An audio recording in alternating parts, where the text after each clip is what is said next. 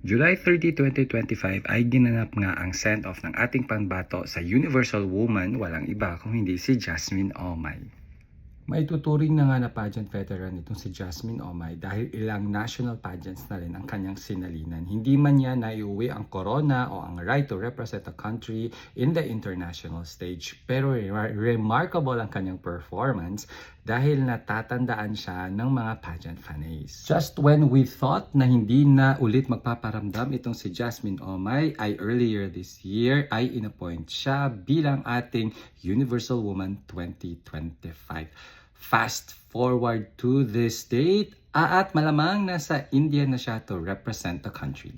Si Jasmine nga ang kauna-unahang queens under ALV Pageant Circle na mag-a-attempt ng back-to-back win dahil ang reigning Universal Woman ay walang iba kung hindi si Maria Gigantes. Kapansin-pansin nga na ang theme ng kanyang send-off kahit nung kanyang appointment ay very mataas ang confident ng organization and full support ang kanyang glam team at nagmamanifest na nga sila para sa isang back-to-back. It's the same theme or same na tema na naramdaman ko doon sa send-off ni Dia Mate. Ramdam din ng lahat na very well prepared na si Jasmine dahil na-delay na itong pageant na to dahil sa conflict between India and Pakistan. At isa sa mga standouts na characteristic ni Jasmine ay ang kanyang communication skills. Sa dami na naibatong tanong sa kanya during her appointment and send-off, madali niyang nako-communicate ang kanyang mga sagot. Hindi siya gumagamit ng mga highfalutin words that makes her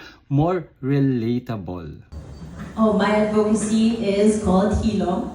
It is an advocacy based on protecting women, VALC, violence against women and children. And I've been doing it. I've been working with Cure Foundation in the past few months since I started. And it has been very rewarding to just have these girls a chance, bringing into trauma-informed care and all that. And showing it and sharing it online, I guess, is just the simplest way of doing it. And I know that there are a lot of people who are inspired by it. And I've been with a lot of queens who are helping me from the past few months also for Cure Foundation. So I guess that's one reason. Allowing them, inviting them, and showing it online gives you much help.